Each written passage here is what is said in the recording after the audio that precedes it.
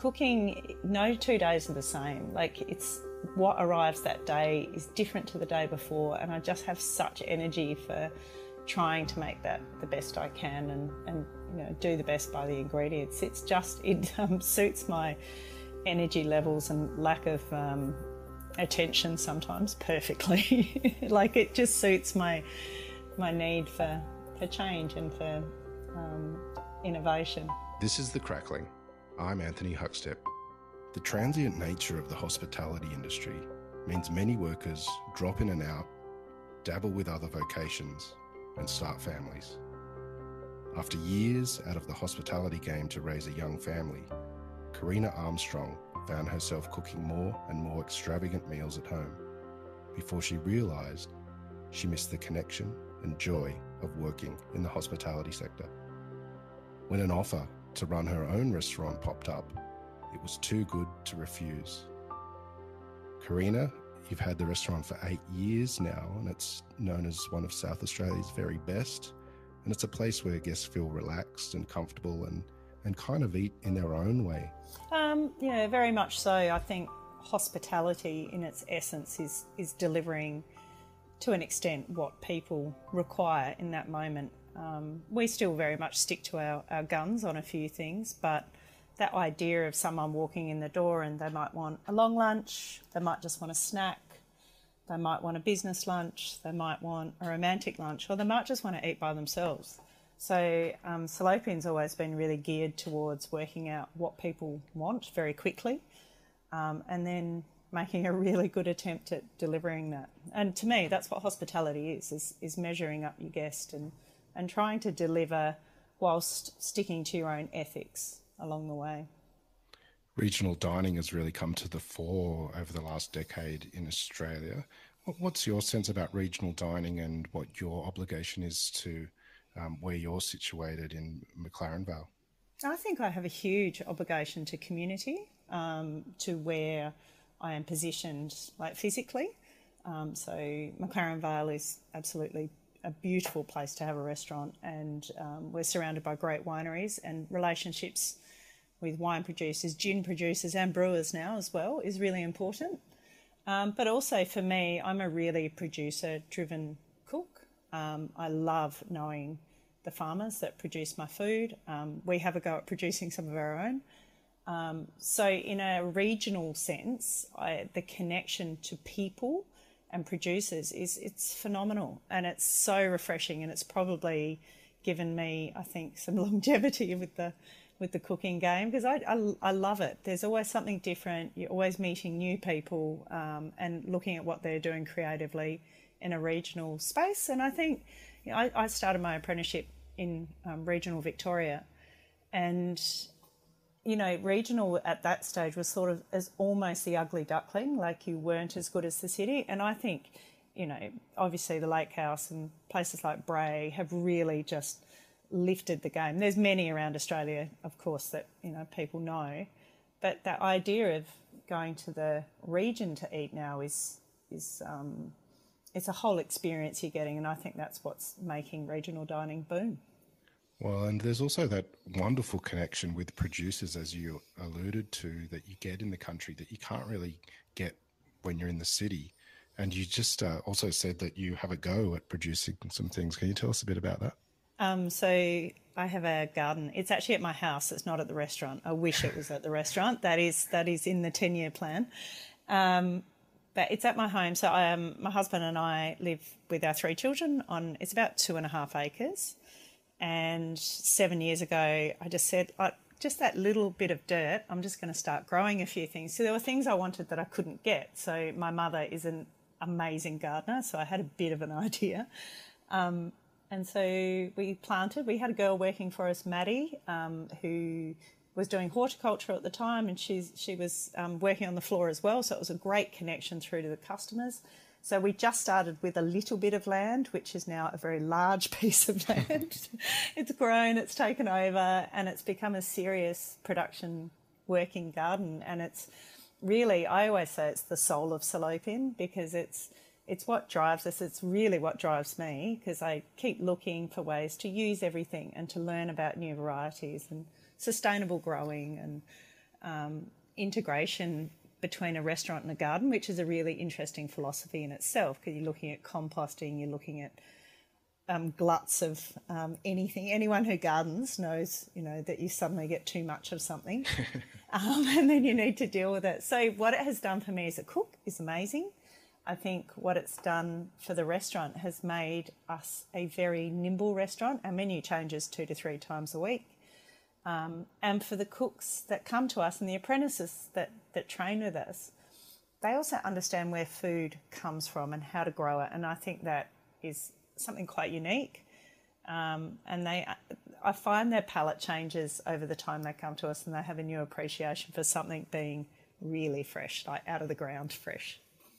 That real hands in the soil experience that you've had growing vegetables, has it given you a different connection and understanding of producers that you deal with? Oh, just, it's such hard work. Anyone that gardens or grows something understands how hard it is and how emotionally involved you can get.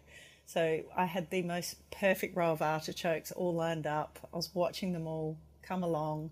In springtime, obviously, I had a dish in my mind, very simple, but it was going to be our artichokes. They were going to be on for 4 to 5 days.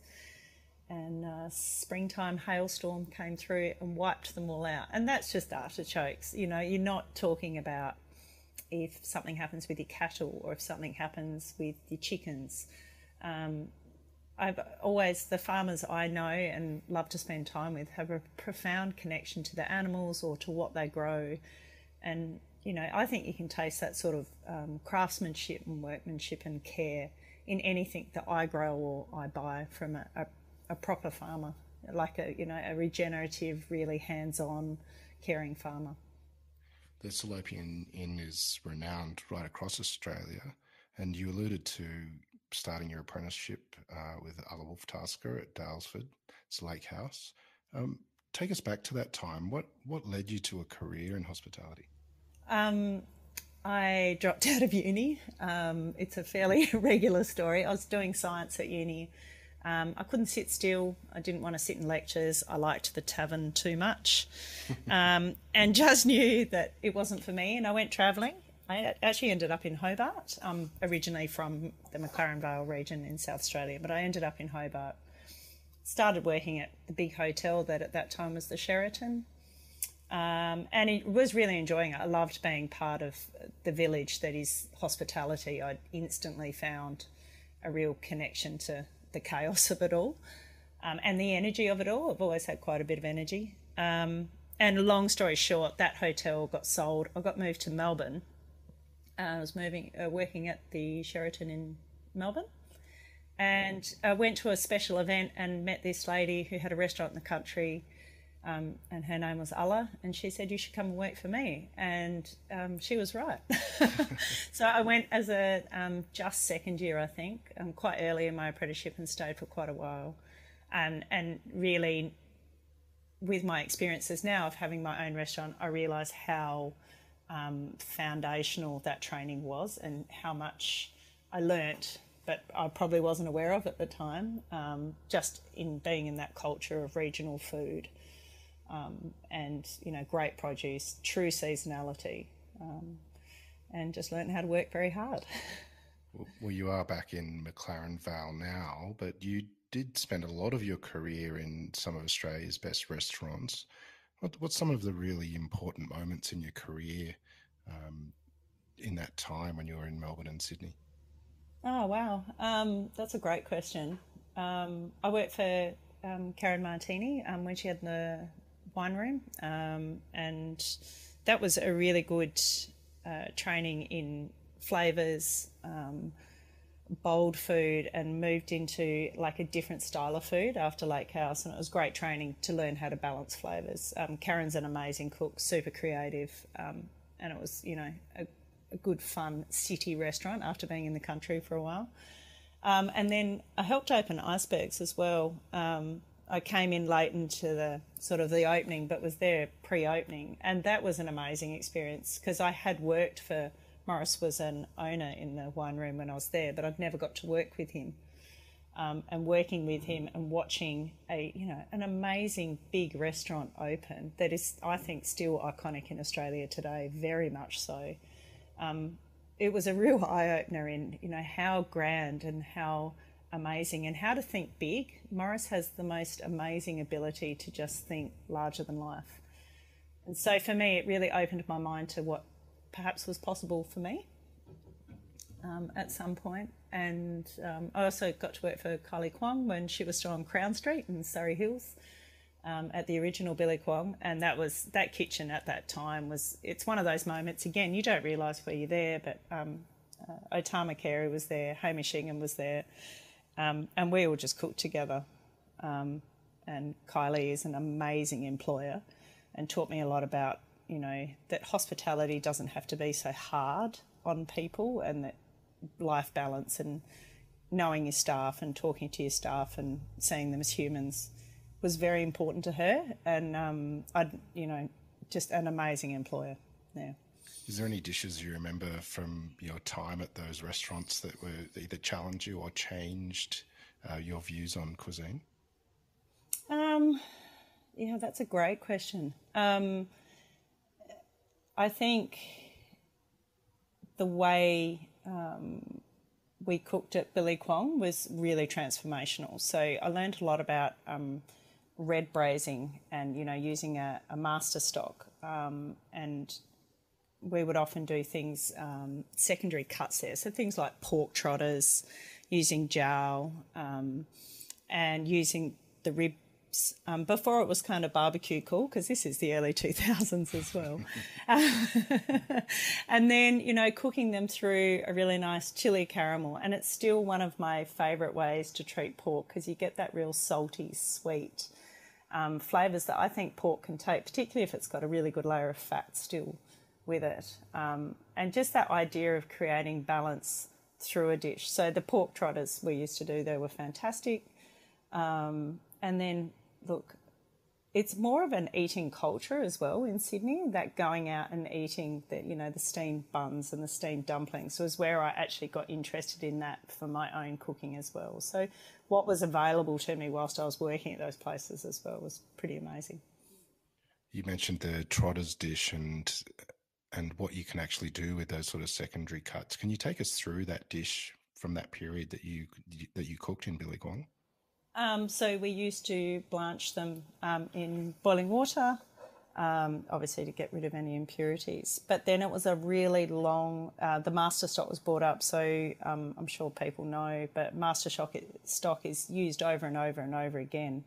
And you always, every time you boil it, the idea is you breathe new life into it. So you re-season it with soys and vinegars and ginger, garlic, candied rock sugar, licorice, all those sort of great robust flavours. And then the blanched pig's trotters, or it could be belly, or it could be anything, go in, and they're really, really slowly simmered. And that can be sort of 4 to 6 hours. And you can take out, I have now since then taken out all those bones, which is such an easy process, and then flash fried them in hot oil, and then made like a chili caramel, almost like a French gastrique, but if you think that along the terms of Asian flavours, so black vinegar, chili, sugar, and a bit of Chinese wine, just to give it a bit of viscosity through it as well, and then put the pork through that afterwards and carve it up. And it's amazing because you get the softness of the meat, but it's, it's all crispy on the outside, so it's that full experience. For many chefs, there comes a time when the collaboration of their experiences results in them becoming a head chef and creating their own cuisine. Tell us about that period of time for you when you found yourself as a cook. I think mine was probably a little bit different to most people because I had been, I'd been a sous chef for a really, really long time and always really enjoyed it. I like being organised and supporting people. And I moved back to Adelaide and I actually had 7 years out of cooking. I've got 3 children. So I was at home raising 3 children. Wow. I still did some food writing for the Advertiser here in Adelaide. And, did a little bit of cooking here or there, but certainly nowhere near full-time or consistent. So I was out of the industry and kept seeing things open. I still just, I think anyone who's obsessed with food knows it never goes away. And the dinners at home were starting to get a bit ridiculous. So this opportunity came up to take over Salopian. And so I went from stay-at-home full-time mum to running my own restaurant. Wow. Which there's no book written on it. Trust me, I've tried to find it. I did at the time. So mine was that transition to being a head chef. It wasn't smooth. It was full of insecurity. It was full of self-doubt and just really hard work whilst, my youngest at that time was 2.5, which, again, I now reflect it's probably not the smartest thing I've ever done in my life. But it was just driven by this sheer will to work out if I could do it. And then Salopian from that stage, I don't think I was a very good head chef to start with. And I'm still trying to be a good one, very much. But my own sense of food identity has developed into something that, I feel really comfortable with. That period of time, 7 years when you're away from the industry, what did it feel like and what sucked you back into it? It was beautiful because I actually got to spend a lot of time with, my new babies and didn't have to sort of worry about doing the work-life balance at that stage.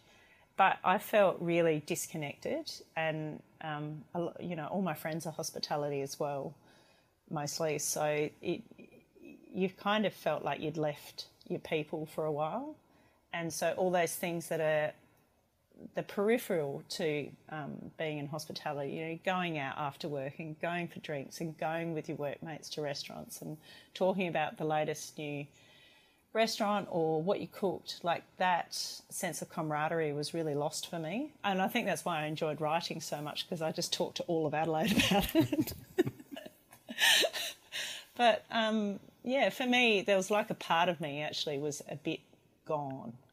Can you take us to that stage where you made that decision to come back into the industry and what it was like trying to bring together your food and what you wanted to put on the plate?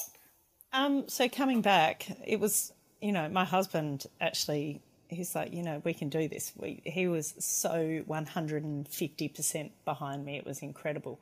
So I had moments of just such self-doubt that I couldn't do it anymore because it had been a while and that I couldn't do it. And I was working part-time helping out another chef, and that was starting to, I was starting to feel a little bit sort of more comfortable with the idea. But when it came to writing a menu, like I was talking to Michael about it, my husband, and he just said, just what you're cooking at home is crazy good. Just do it. And I was always really unsure because I have such an eclectic cooking interest. Like it's like you can almost see where I've travelled around the world and what I've loved, and it's all there. And I decided just to own it and call it eclectic food, and not pretend to be anything other than who I am and how I like to cook, and not try and fit in. And when we first opened, it was really eclectic, and I think now it has stepped back just a little bit in that, you can have several dishes on the menu and in some way they'll talk to each other. Even if they're different cuisines, they'll still have a relationship. You can eat them together and it's not, volatile on the palate, or it's not, it's not offensive to the palate. 8 years is a long time for a restaurant, and they can really evolve quite a lot during that time. Can you paint a picture of what the offering and food was like then compared to where you are now? Right. So at the very start, I've always had the pork buns, the steamed. It's like a char siu bao on, or my version on, and an ice cream sandwich. And it's really interesting because I look at those two dishes. They've been with me the whole 8 years, and the buns have, they were okay to start with, and now I think, they're a good fluffy bun. And, the pork I was using at the start is really different to the pork I'm using now. Like I have, sought out small farmers and just really narrowed down that recipe to a really good balance. Same with the ice cream sandwich. It used to have 2 layers. Now it's got like 6 and 12 different elements in the sandwich. Like it's crazy, but it's still me. You know, and at the start we had really, you know, we had a Reuben sandwich, we had burgers and that sort of stuff because I didn't know what the market wanted either. And now it's more a feeling of a really relaxed restaurant. And the food, I think, I think it's more refined in my own way. It's certainly not fancy food, and I'm definitely not trying to reinvent food. I just have a really healthy respect for ingredients and suppliers and just try and put a few simple things on a plate. And if something doesn't taste good, then it's probably not good enough to be there anyway. And so I take that off as well. It's very simple, fresh food. You mentioned how producing your own food at home and using it in the restaurant has given you a greater connection to farmers and understanding. Do you work with local producers like pig farmers to get the products that you want? Yeah, we do. So we work with several actually over the years, and it depending on who's got what, because you know, like anything, pigs they're not always available if you're using a small farmer. So one chap we're using at the moment, he feeds them. He's a dairy farmer as well. He's a regenerative integrated farmer as well, which is something I really seek out. That any farm that produces multiple proteins or multiple products off one piece of land, I think is really interesting. So this gentleman in the Barossa is feeding the pigs the milk from his cows. They get the whey, so this pork is extraordinary. It's quite buttery. It's really, really special pork. And that, of course, that's the journey of the bun there again, that, you know, it now gets that. And we've used several small suppliers and in rotation because, as I said, they don't always have what you need, which, again, we should still support that sort of farming, I think. You mentioned the trotters and jowl from your time in Billy Kwong, but are there cuts that you like to use these days? And can you tell us the best way that you think it is to cook them? Absolutely. So we will often buy the whole pig, and then obviously our braising cuts can go to the buns, so our 4/4. I love the Scotch or the neck, it can be called as well. So over this summer just gone, we did our own version of a char siu pork, marinating it, slow roasting it, drowning it in sugar syrup, which I think is the best idea to ever do with pork. I'm sure someone just dropped it in there one day and then worked out it was really good, but it's fantastic. And then, you know, reheating it over our wood-fired grill and serving it with really fresh, crispy things from the garden. So the salad that went with it wasn't the same every day, but it was always something crunchy, pickled, raw, that you could wrap this char siu up with, you know, great chili sauce and ferments and fermented pickles there as well. So I love the neck. I think it's actually a really special, underrated cut of pork. Of course, I love porchetta and the whole, you know, the midloin. It is fantastic. But to me, the outer cuts and the cuts with the marbling through it. You know, pork is about fat for me. And I just think the fat is just gorgeous. We make shallot pancakes with the fat. We'll often render it off and put it through the shallot pancake dough, and that's pretty extraordinary. Very hard to explain to a vegetarian it is actually made with pork fat, but they're just one of, you know, life's, they're very good. You mentioned that you like to get whole pigs in. What's the challenges with using a whole pig and making sure you use the entire beast? Look, because we have such a flexible menu, we actually don't have too much of a challenge. So what I enjoy about it is the creativity that comes with it. So we'll often smoke bones. We have a great local butcher who will do the sawing up for me, basically, which, you know, makes life a lot easier. I take my hat off to people that do that all by themselves, but then we'll bone out anything that needs to. And we will always make beautiful broths with the smoked bones. We can use the skin to make, you know, crispy pork skin snacks. And And I like that as a culture in the kitchen, we have this this attitude of, you know, we'll make a snack from it, or we'll make even staff meal from it. There's been some very good ramens kicking around as well. You mentioned that you described your food as eclectic, and there's some real influences from Asia running through the menu. But how do you create dishes, and how do you see your own cuisine? I quite randomly, so I will be really trying hard to think of a new menu, and I can't think of anything that I haven't done before. And I do like, although there are on our menu, there are some constants, absolutely. The rest, I really like to do new things all the time. So new food for me, it did come from travelling. Every year I would get to go overseas or interstate, and you just eat different food. And I often find I'll end up not so much at high-end restaurants, but at you know, street level or in people's homes. And to me, like, to eat the food is when I get a better understanding of reading a book.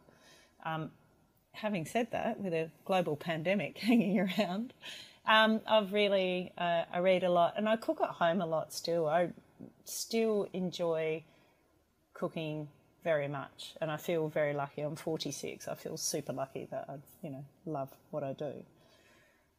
So to me, it's always when you're relaxed and in the quiet moments when you're walking the dog, you go, oh, that's it, that's what I'll do.